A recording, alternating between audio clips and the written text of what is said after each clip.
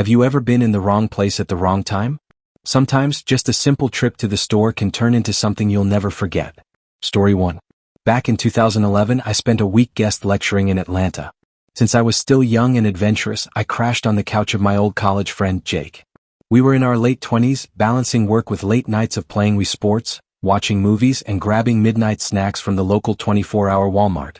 One night, after Jake got home from work, we followed our usual routine, played some Wii, got hungry, and decided to head to Walmart. As we strolled through the aisles, tossing frozen pizzas and wings into our basket, we stopped in the snack aisle. That's when we got into a silly argument over which flavor of Ruffles was better. While debating, I noticed a man at the end of the aisle staring at us. He wasn't looking at the chips, just at us. You know that weird feeling when someone's watching you but you try not to make eye contact? That's what it felt like. I turned to Jake, about to mention it, when I noticed another man at the opposite end of the aisle, staring too. At first, I thought they were watching us. But then I realized, they were looking at each other. That's when it hit me. This wasn't just some random staring contest. Before I could process it, the guy near us reached into his waistband. I saw a flash of black against his red boxers. He had a gun. My stomach dropped. Without thinking, I grabbed Jake and pulled him to the ground. Then gunshots exploded around us. The sound echoed through the store. My ears rang as Jake screamed, "What the?" over and over. We lay there, frozen, hoping we wouldn't get hit. Then silence. When it finally felt safe, I helped Jake up. An employee sprinted toward the fire exit, and we followed without hesitation. Outside, sirens wailed as police cars flooded the parking lot. Red and blue lights flashed everywhere as officers stormed into the store. But by then the shooters were gone. Later we learned that 14 bullets had been fired down that aisle, yet somehow, by pure luck, neither of us was hit. No blood, no injuries, just shattered nerves and an experience we'd never forget. For weeks, I couldn't step into a public place without feeling on edge. Even now, every time I pass a Walmart, the memory comes rushing back. I always wonder, what if I hadn't noticed the gun in time? What if we hadn't dropped to the floor fast enough? What about you? Have you ever been in a situation where you felt pure luck kept you safe? Story 2. Some work days are tough, but then there are days that make you question everything. This is the story of the worst shift I ever worked at Walmart. It was Mother's Day 2015. I was working customer service, doing my best to survive the chaos of a holiday Sunday. Most of the employees were mothers, which meant we had 13 call-outs and 5 no-shows. That left just 5 of us to handle endless lines of impatient customers with no backup from management. At one point, an elderly woman with bright blue hair was yelling at me about the long wait times when my radio crackled to life. "See that kid in the orange shoes to your left?" a voice said. "Stop him." I did as I was told but asked why, assuming maybe his mom was looking for him. Then came the reply that made me regret coming in that day. "He crapped himself and is tracking feces all over the store. I'm trying to find his mother on the cameras right now." My stomach dropped. I turned and saw the little boy, absolutely covered. I felt awful for him, but I had to hold back my own gag reflex as I led him over to the customer service desk. About 15 minutes later, I saw the head of security approaching. He had been looking for the boy's mother, so I asked if he'd found her. But he just walked past me looking completely dazed. Then the second security guy, the one watching the cameras, came out to keep an eye on the kid while I grabbed a mop and started cleaning up. And let me tell you, there was a lot to clean. It took a while, long enough that by the time I made my way back to the front of the store, I saw our head of security talking to a police officer outside. That's when I found out the awful truth. The boy's mother had left him in the toy section to keep him distracted while she went into the bathroom to shoot up heroin. She overdosed and died right there in the store. I don't think she meant to end her own life. It seemed like a tragic accident. But either way, she was gone. Paramedics took her body away while a cop stayed with us to watch over the child until CPS arrived. We cleaned him up, gave him new clothes, and then a social worker took him away. After that shift, I wanted to quit more than ever. But somehow, I stuck around for another year. Still, it would take something extreme for me to ever consider working at Walmart again. Have you ever had a job experience so bad that it made you question everything? Story 3. Some moments stay with you forever. The day I witnessed the most disturbing thing of my life at a Walmart in Dayton, Ohio, is one of them. I was near the pharmacy section, not in line but close enough to see everything, when a man walked past me. The second he did, a gut-wrenching stench hit me. At first, I assumed he had just let one rip. Disgusting but not something worth making a scene over. But then I got a better look at him. He looked disheveled, his clothes worn and dirty. He had the air of someone who had been struggling for a long time. My curiosity got the better of me, and I watched as he made his way to the pharmacy counter. The woman in front of him visibly recoiled, wrinkling her nose before quickly grabbing her prescription and leaving. When it was his turn, he leaned in and spoke to the pharmacist. I couldn't hear what he said, but the pharmacist looked confused, struggling to understand. And then it happened. The man carefully rolled up his pant leg. The pharmacist leaned forward for a better look, and then immediately recoiled. Even from where I stood, 15 to 20 feet away, I could see that something was terribly wrong. His leg was infected. Badly. The skin was discolored and the wound was oozing. That's when I realized, the horrific stench wasn't coming from his clothes, his breath, or anything else. It was coming from his rotting leg. The pharmacist covered his mouth and spoke louder, his voice urgent. You need to go to the hospital. Right now. The man muttered something, shaking his head. The pharmacist's eyes widened. Sir, listen to me. This is very serious. You need to get medical help immediately. At that moment, I snapped out of my trance. I had just been standing there watching like a bystander at a car crash. I had to do something. Do you want me to call an ambulance? I asked. No, he said quickly, looking almost panicked. But the pharmacist cut him off. Yes, sir, you should. This man needs an ambulance. I reached for my phone. As I glanced at the screen, I accidentally got a closer look at his leg. It was worse than I had imagined. The wound was deep, so deep that I wasn't sure if I was looking at bone or just exposed muscle. The smell hit me again, so overpowering that I had to cover my mouth and nose with my shirt to keep from gagging. He kept pleading, please don't call anyone. I ignored him. Whether he was scared of getting in trouble, had drugs on him, or was avoiding the cops for another reason, I didn't care. There was no way I was letting him walk away without at least trying to help. But then he did just that. He turned and walked straight out of the store like nothing was wrong. Hey, you can't just leave, the pharmacist and I called after him. But he never looked back. The pharmacist shook his head. I don't know how he's even standing. The pain must be unbearable. He's either on heavy painkillers or just so used to suffering that he doesn't feel it anymore. Then he said something that stuck with me. If he doesn't get to a hospital soon, he's not going to make it. I wanted to believe that the man found help, that someone got through to him, that he somehow survived. But deep down I knew the truth. Some people disappear and no one ever knows what happened to them. Have you ever had an encounter with a stranger that haunted you long after they were gone? Story 4. The day Walmart showed me the worst of humanity. About 10 years ago, I hit a rough patch. I lost my job and needed money fast, so I swallowed my pride and took a job at Walmart until I could find something in my field. They put me in the lawn and garden section, which wasn't bad. I actually liked working with plants. What I didn't realize was that lawn and garden was also responsible for setting up seasonal displays, which meant I had to stock back-to-school supplies when the time came. Fast forward to a week before school started. I had a cart full of notebooks, pencils, and trapper keepers trying to get them on the shelves when suddenly, a noise ripped through the store. Something between a cat being lit on fire and a wolf howling in rage. Made my ears ring. I turned around, trying to figure out who was being murdered in aisle 7. And then I saw him. This kid, probably 8 years old, looked like he had never turned down a second helping of anything in his life. He was screaming like a banshee, red-faced, fists clenched, throwing the kind of tantrum you'd expect from a toddler, not someone old enough to do long division. What? Because his parents wouldn't buy him 3 different trapper keepers, one of which was Hello Kitty. Normally I would have shrugged it off. Just another Saturday at Walmart. But this kid wasn't just loud, he was violent. When his dad ignored him, focusing instead on his younger siblings, the boy lost his mind. And then, in one swift, horrifying move, he kicked his very pregnant mother right in the stomach. She collapsed instantly. For a moment, the entire aisle froze. My stomach dropped. People rushed in to help. The paramedics arrived within minutes. And while his mother was being loaded into an ambulance, you'd think this kid might show some guilt. Some remorse. No. Instead, he saw the chaos as an opportunity. He grabbed all the trapper keepers he wanted and started stuffing them into the cart. His dad? Did he punish him? Yell at him? Show even an ounce of authority? Not even close. The dad just sighed as if this was totally normal and took the kid to get chicken nuggets.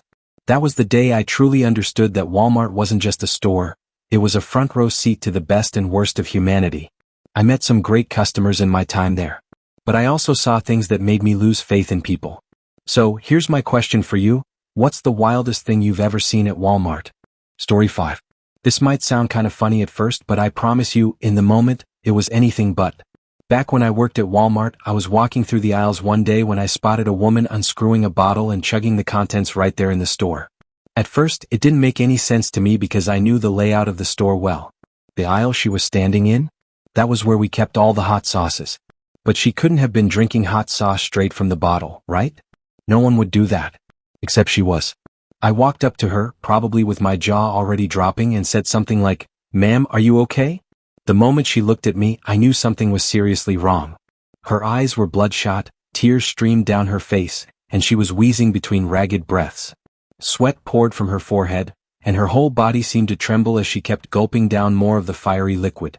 It wasn't just someone with an unusual love for spice. This woman was trying to hurt herself. People laugh when I tell this story. They joke about how she must have been obsessed with hot ones or that maybe she just had an insanely high tolerance for spice. But standing there in that moment, watching the way she forced herself to keep drinking, it was clear. This wasn't about a love of heat. This was self-inflicted pain. I radioed for security, keeping my distance because I had no idea how she might react if I tried to take the bottle from her. By the time they arrived, she had nearly doubled over, clutching her stomach as though it were on fire from the inside out. Her gasps turned into pained groans, and the bottle finally slipped from her fingers, hitting the tile floor with a small clatter. The security team didn't really know what to do. They stood there for a moment, exchanging looks before carefully leading her outside. She collapsed onto the sidewalk just outside the entrance, curled up like she was waiting for the pain to pass. A few minutes later, someone called 911. When the EMTs arrived, they asked her some questions, but I couldn't hear her responses. I just watched as they loaded her onto the stretcher and drove off, the flashing lights of the ambulance reflecting against the store's automatic doors. For weeks I thought about that woman. I wondered what had led her to that moment, why she had chosen to do something so extreme. Was she struggling with something deeper? Had she just reached her breaking point? I still think about her sometimes, hoping that, wherever she is, she's doing better now. Have you ever witnessed something in public that made you stop and think about what someone might be going through behind closed doors? Story 6. Several years ago, I worked at a Walmart in a quiet town where nothing ever really happened. Until one day, it did. That morning had started like any other. The usual customers trickled in, some scanning the aisles like zombies, others on a mission to grab their items and leave. I was halfway through my shift when I noticed my coworker, Lisa, standing behind the customer service desk, her hands shaking. I walked over, concerned. "Lisa, you okay?" I asked. She barely had time to answer before the automatic doors slid open, and a man stormed inside. He looked wild, his face red, his breathing heavy, his hands clenched into fists. My stomach twisted when I recognized him. That was Jake, Lisa's ex-husband. Everyone at the store knew about him. He had owned a failing business and, in a desperate attempt to save it, had committed insurance fraud. Not once, not twice, 3 times. He had set his own properties on fire, hoping to cash in, but when the authorities caught on, Lisa testified against him. She claimed she had no idea what he was doing. Whether that was true or not, I didn't know. But what I did know was that Jake hated her for it. And now he was here. "Lisa," he called, his voice eerily calm. "Come talk to me." Lisa shook her head. "You need to leave, Jake."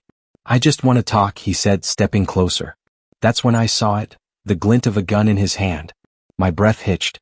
Lisa's eyes went wide with terror. Without another word, she bolted toward the front of the store and disappeared into the women's restroom. For some reason, that's where she chose to hide. Maybe she panicked. Maybe she thought the lock would buy her some time. But Jake followed her. I'll never forget the sound of that bathroom door slamming shut. Panic exploded through the store. Someone yelled for everyone to evacuate. Customers left their carts behind, rushing for the exits. My heart pounded as I backed away, reaching for my phone with shaking fingers to call 911. Minutes later, police arrived and set up a perimeter. Employees and customers huddled outside in the parking lot, whispering, crying, waiting. Inside the bathroom, it was just Lisa and Jake. She told me later what happened in there, how he grabbed her, shoved her onto the cold tile floor, and straddled her so she couldn't move. How he sobbed, rocking back and forth, saying his life was over. The worst part? There was another woman in the restroom. Some random customer. But instead of hurting her, Jake just looked at her and told her to leave. She ran out screaming. The cops used that opportunity to make their move. They tried to reason with Jake, calling through the bathroom door, saying they just wanted to talk. And for a second it seemed like maybe, just maybe, he'd listen. Then, bang. A single gunshot shattered the silence. At first, no one outside knew if it was Lisa or him. A few agonizing seconds later, the police burst inside and found the answer. Jake was dead. Still sitting on top of Lisa, still pinning her down, but now with a bullet in his own head. They had to pull his body off of her so she could stand. She was physically unharmed, but emotionally? That was another story. She had spent what felt like an eternity under the weight of her ex-husband's lifeless body, his blood soaking into her clothes. Lisa was never the same after that. She went through years of therapy trying to undo the trauma of that day. We were good friends at the time, and though we drifted apart, I still think about her. Because before that moment, I never would have thought Jake was capable of something like that. And I learned a hard truth that day. Sometimes, the monsters in our lives are the ones we thought we knew best. Story 7. It was supposed to be a routine shift. I was helping direct traffic at a community event in the Walmart parking lot, waving cars forward, making sure people weren't blocking the entrances, the usual. Then out of nowhere I heard shouting. At first I tried to ignore it. A man's voice, loud and slurred, cut through the hum of engines and chattering families. I glanced over, maybe 25 or 50 feet away, but I couldn't quite make out what was happening. So I kept doing my job. But after a few more minutes I realized something was very wrong. A woman and a child were locked inside a car. From the way they were huddled in the front seats I could tell they weren't just sitting there, they were hiding. And the man screaming? He was furious. His face was red, his arms flailing, his voice booming across the parking lot. He was drunk, cursing at them, pounding his fists on the windows. People passing by, families with little kids, stared in shock, hurrying past, unsure of what to do. I knew I had to step in. I approached him carefully, keeping my voice calm. "Hey man, I know you're upset. Maybe I can help?" He turned to face me. His eyes burned with rage. "You better not get between me and my family," he snarled. I kept my hands up, non-threatening.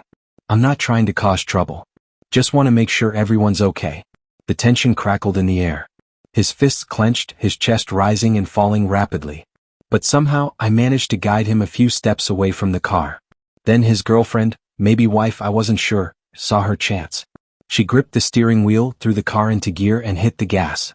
But before she could drive off, he lunged onto the hood. I barely had time to think. He was sprawled across the windshield, pounding the glass.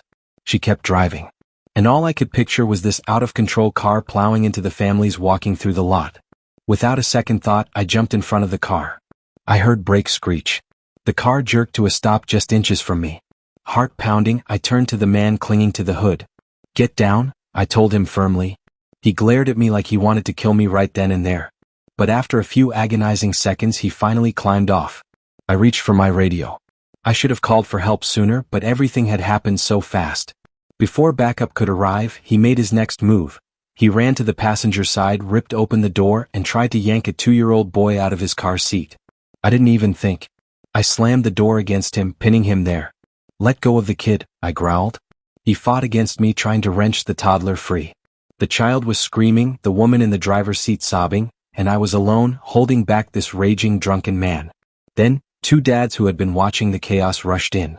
Without hesitation, they grabbed the guy's arms, helping me restrain him as he thrashed and screamed. Minutes later, security finally arrived. I let them take over and ran back to my post. Traffic had turned into a mess while all of this unfolded. But just as I started getting things under control again, I heard more shouting behind me. I turned just in time to see the guy throw a punch at a security guard. That was it.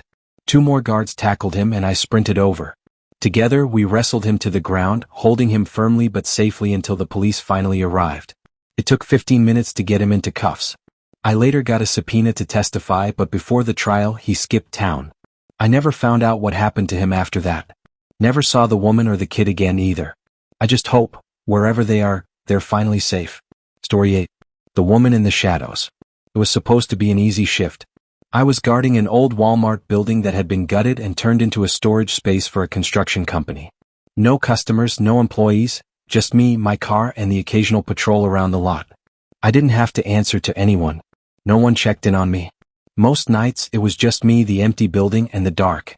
Then came that night. I was sitting in my car facing the building when something moved. Out of the shadows, a woman emerged. She was barefoot. She had on nothing but thin pajama shorts and a spaghetti-strap top, in 37-degree weather. Immediately, my stomach dropped. Something was wrong. I watched her closely. She was on edge, constantly checking her surroundings, her head snapping left and right like she was expecting something, or someone, to appear.